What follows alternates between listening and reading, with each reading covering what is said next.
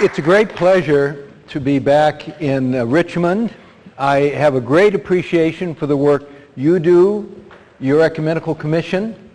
I know bishops come and go, and the Ecumenical Commissions and the people in congregations, pastors come and go, but who work for handing on the Christian faith and work for the visible unity of the church are a consistent part of the ministry of the people of God and the Catholic work for Christian unity throughout the church. So I'm most appreciative of the work that you do, and I feel privileged to be here with you all this day, because you all are the future of the church, the future of our faith among our people, and the future of the unity for which Christ prayed.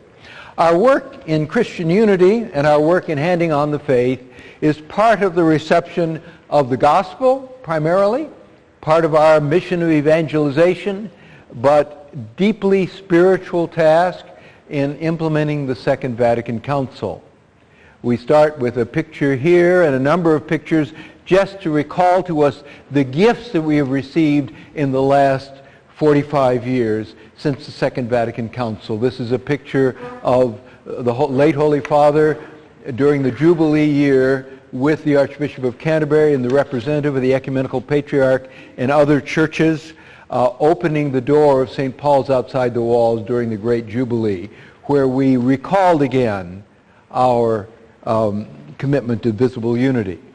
What I'd like to do in these slides is just stimulate our own sense of appreciation and gratitude to God and a realization of the marvelous task we have and the resources we have for sharing the ecumenical vision of the church. And by the way, that woman in the background is the Methodist representative, a United Methodist from the state. So it's not just all old men up there. There were some younger women and older women as well. But this is part of the great gift of God to the church in the Second Vatican Council. But the Second Vatican Council in 1964, with its decree on ecumenism, started the hard work of theological scholars working on the biblical, historical, theological issues that we need to resolve. And our task then is handing on this great legacy, as the Holy Father says, a common heritage. Twice a year, the Holy Father and the Ecumenical Patriarch from Constantinople exchange celebrations, occasionally together, as in this case, when Patriarch Demetrius, the late Patriarch Demetrius, and the late John Paul II are blessing the people in St. Peter's Square. But just this fall, in Constantinople, Pope Benedict and Patriarch Bartholomew blessing the people in Constantinople at the time of the feast of St. Andrew. The hard dialogue goes on by scholars in various parts of the world. Here's a picture near Geneva last summer as I worked with the World Council of Churches dialogue before beginning a bicycle trip from Geneva, but that's a whole other story. But handing on the results of these dialogues is what we do in handing on the faith.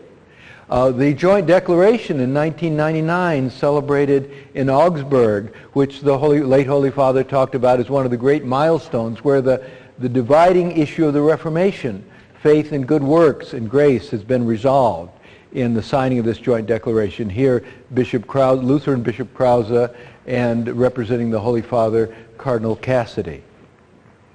But last summer, the World Methodist Council, here represented by Jeffrey Wainwright from Duke nearby, and Father Boland from the Pontifical Council in Rome, with the World Methodist Council signing on to the same joint declaration. So Methodists, Lutherans, and Catholics have put aside that issue which divided us at the Reformation, a true historical step. Of course, celebrated in dioceses around the country and around the world. This is the nearby diocese of of Baltimore, where Cardinal Keeler and Bishop Molko, the Lutheran bishop, are posting not the 95 Theses, as Luther did a few years ago, but rather the joint declaration. And I'm not sure how you did that here in Richmond, but I'm sure in your parishes, Lutheran and Catholic, in your diocese, you had symbolic celebrations of that to pass that on again to our faithful. Here we have the Archbishop of Canterbury, whose ring is being kissed by the late John Paul II in the latter years of Pope John Paul's life. Of course, the ring that the Archbishop of Canterbury is wearing is the same ring that was given to a previous Archbishop of Canterbury by a previous Pope, Pope Paul VI. So that, again, the bonds of affection, the bonds of respect, the bonds of communion are being built gradually. And here you have a new Pope and the same Archbishop of Canterbury, Rowan Williams, the day after Pope Benedict's installation. Many people were surprised that Pope Benedict was so strong in his opening homily about the commitment of the Catholic Church to the full visible unity of the Church.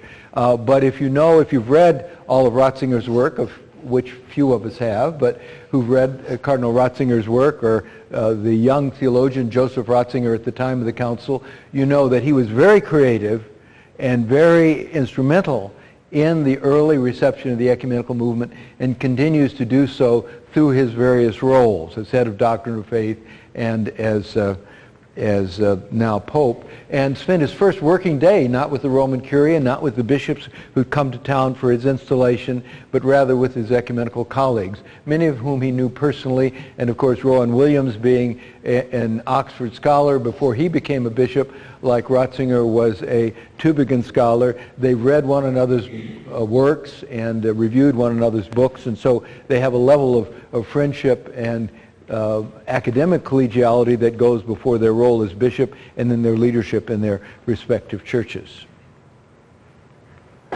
Again, that same second day of his working is the head of the World Council of Churches. So you have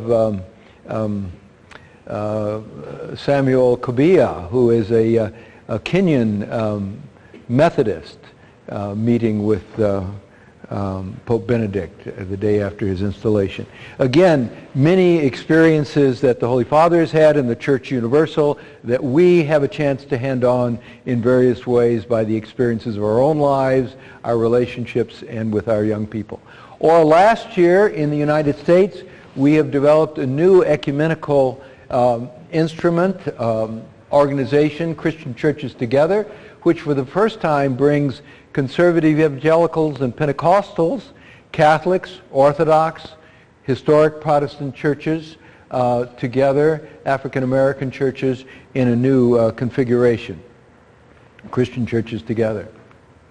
Again, recalling the career of the present Pope, he was quite a dialogue person in his whole career since the 1960s. Here, Joseph Ratzinger as a private theologian before he became Pope Benedict, with Jürgen Habermas, one of the great secular scholars in Germany, in dialogue. So dialogue is a characteristic of the Catholic Church, and it's one of those dimensions of Catholic life into which we bring our young people as we work in handing on the faith. The evangelical world, you know, as I say in Memphis, we've got more Baptists than people.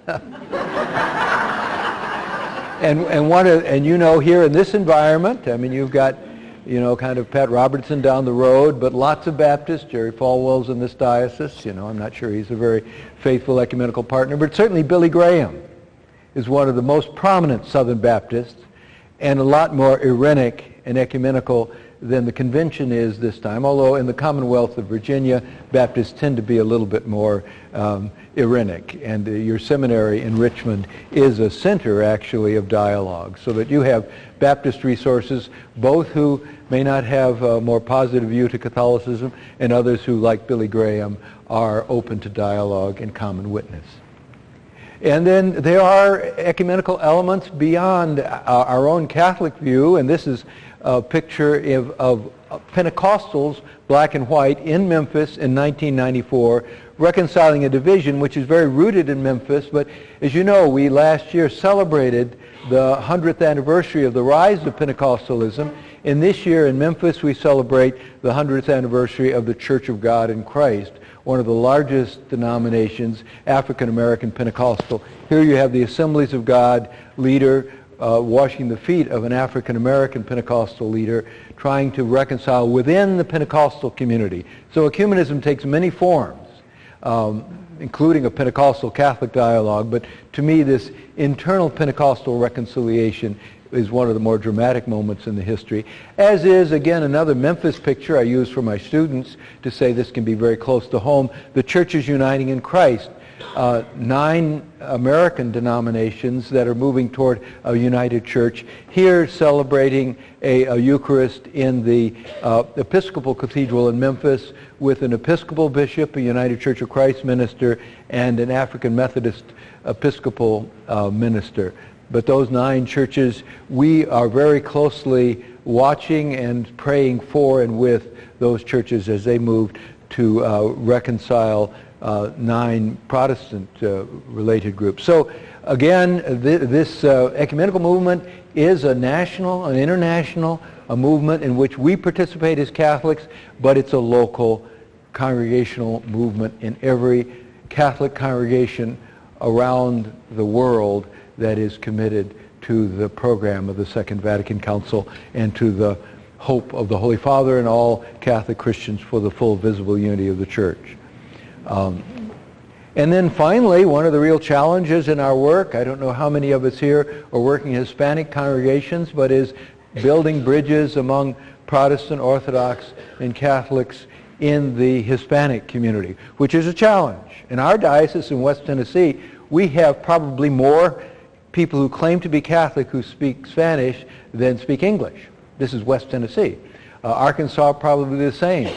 Now, of course, Hispanic immigrants, many of them, but many of them old families, don't necessarily go to church every Sunday. If they did, we would not have enough churches for them, and obviously we don't have enough people in ministry who speak Spanish yet, but we hope you all are working on that so that we will be able to be a community that is as inclusive as we really are as Catholic, but then also build the ecumenical bridges that we need in the Hispanic community, because the Reformation didn't happen in Spain in the 16th century, and there weren't Protestants in the Spanish Empire until the revolutions of the 19th century, and so the relationships between Catholics and Protestants in the countries from which Catholics come have not been developed the way they have been in Richmond, and we need to find ways of building bridges and handing on the ecumenical heritage to our Hispanic Catholic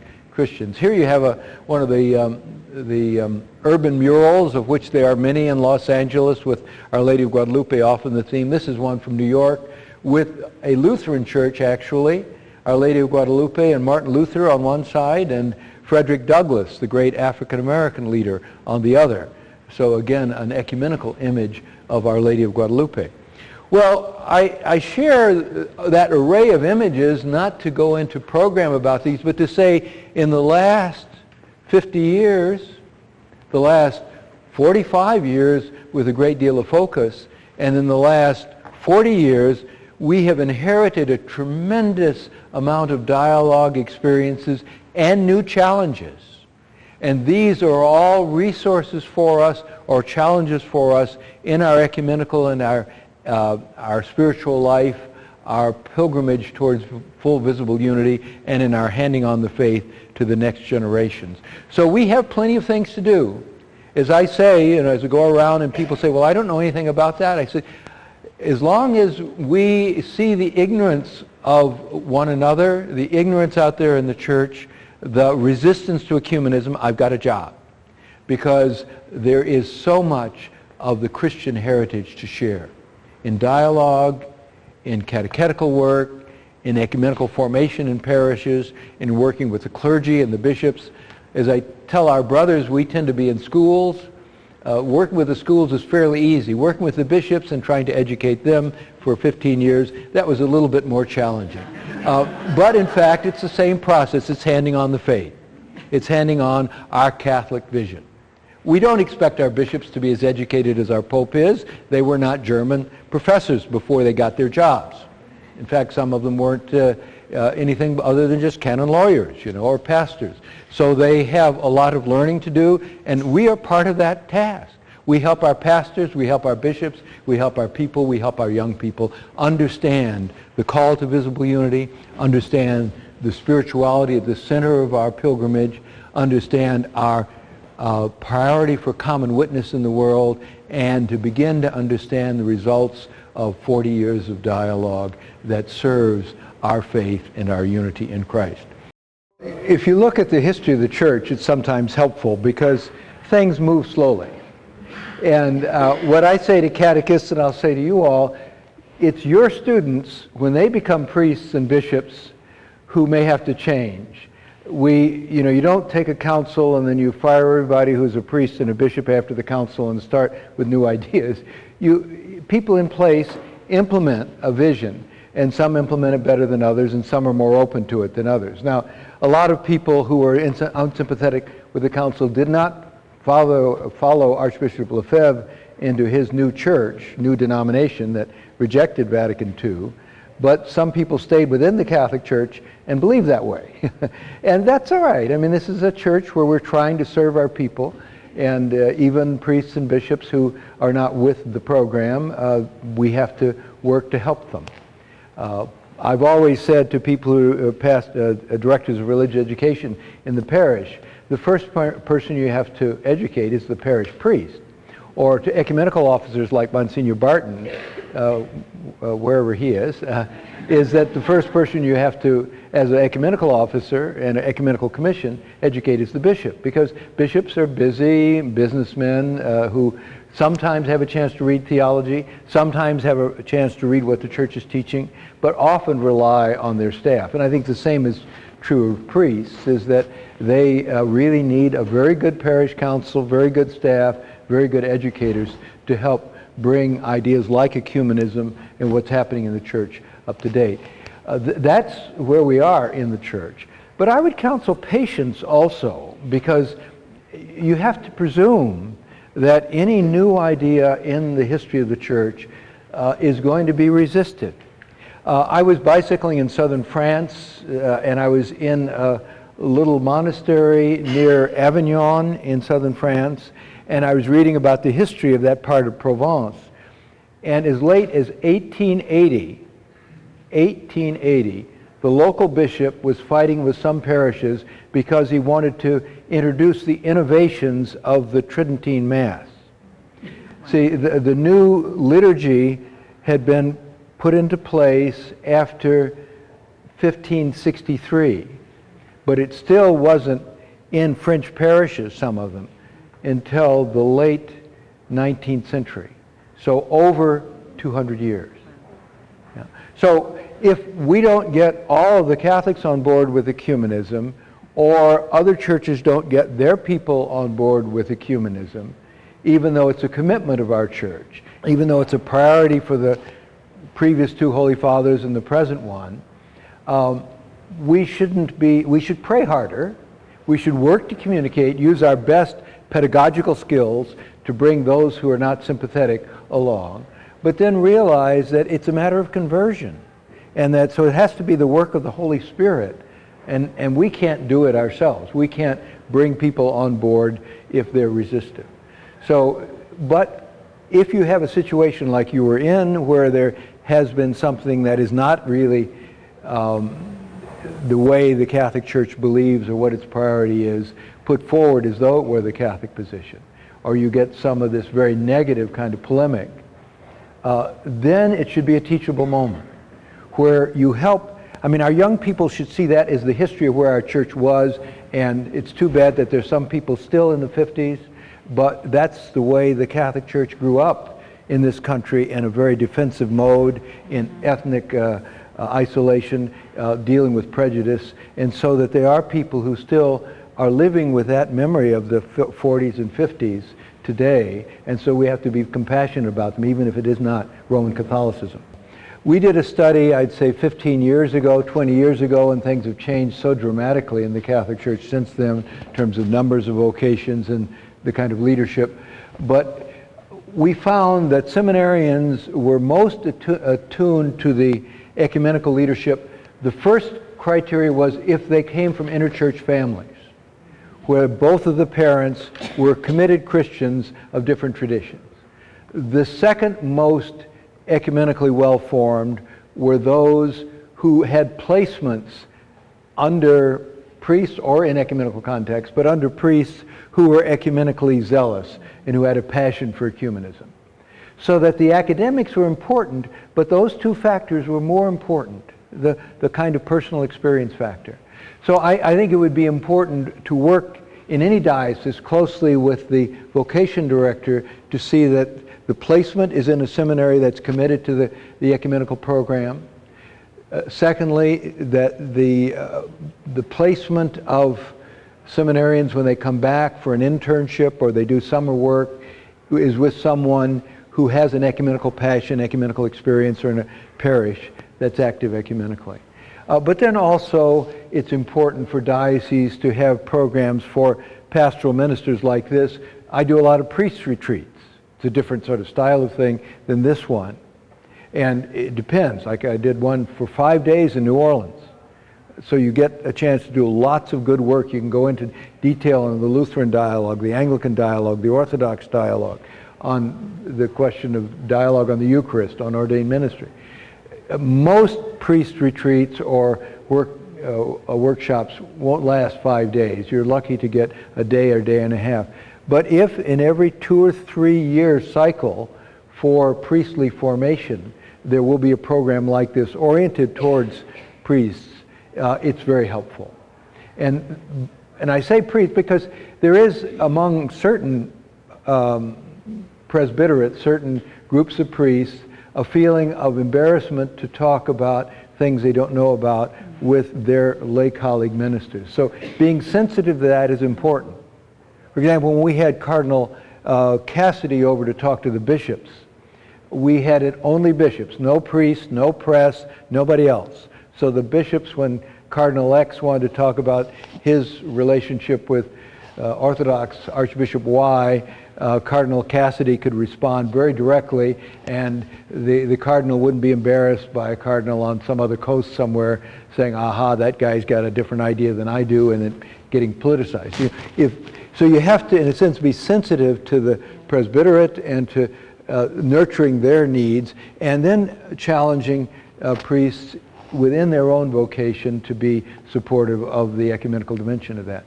Secondly, I think it's really important now, as the proportion of priests to people continues to decline, to realize that the responsibility of all of us as the people of God rises, so that, and of course the skill of both the priests and people vary from parish to parish, but you all have the system of parish ecumenical representatives. So relying on the priest to carry the ministry of the whole people of God is not fair. I mean, his role is one of governance, yes, and is one of sacramental ministry and leadership, symbolic leadership. But we've got to work together as a team, as the whole people of God, realizing that it's our common baptism that really empowers us for ministry in the church in so many areas, and so that you don't have to have, overly tax the priest.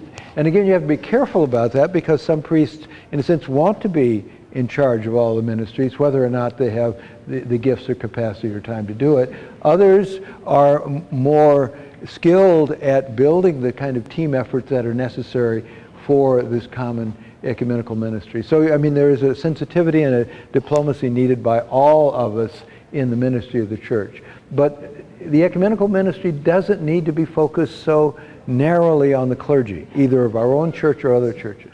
And yet, it has to be a team effort. So it has to be with the ordained ministry, with the bishop, and with the kind of leadership structure of the church. I'm a history professor, and I cannot find a good text on the Reformation, on American church history, and on the general church history, all of which I teach, there are not really many good Catholic histories of the 16th century. I can get good histories of the Council of Trent that are accessible for graduate students. But a good treatment, say, that a Catholic author has written that includes the full range of Reformation. Now, the books that I am using are ecumenical and Irenic, but they're by Protestants, and so the Catholic Church is treated as though it were a minority. Whereas, like I talk, when I talk about teaching church history in the 16th century, most of it really has to do with the Spanish Empire, a good bit of what's happening in the Mediterranean and Italy, and then there is a little disturbances in the north there. and I say that to my students. But they get all kinds of crazy ideas. These are Protestant students, mind you. Crazy ideas about when, I had one African-American student write, when the Catholic Church was over in the 16th century. Well, that's not my experience. So they got a chance to learn a lot. But the textbook is really, for example, both Protestant and Catholics make the mistake that the Council of Trent somehow centralized the Catholic Church.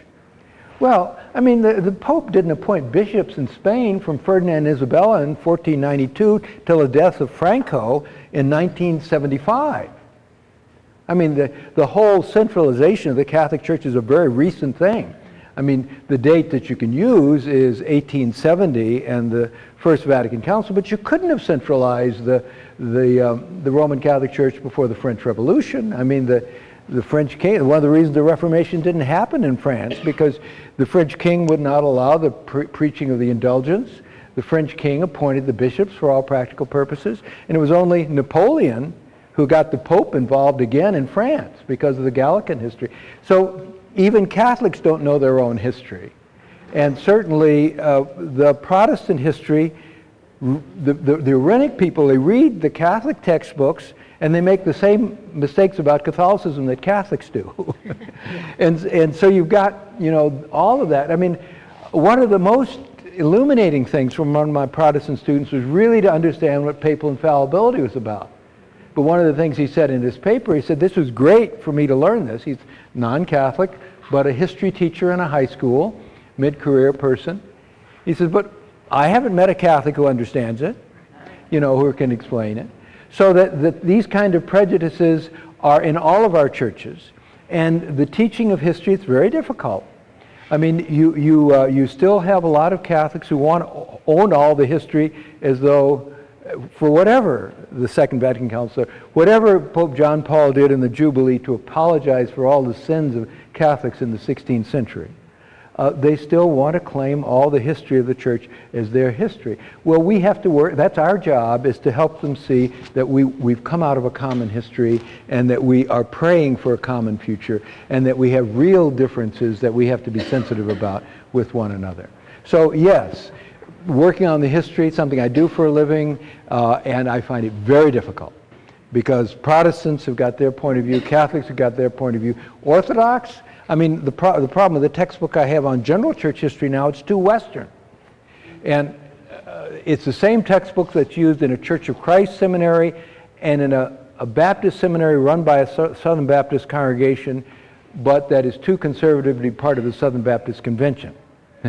So you can understand.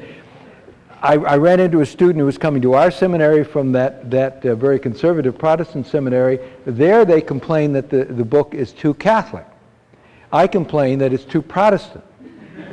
Well, we just have not yet carved out textbooks for our Catholic seminaries, for our Protestant seminaries that are adequately ecumenical. Our diocesan seminarians are at somewhat of a disadvantage.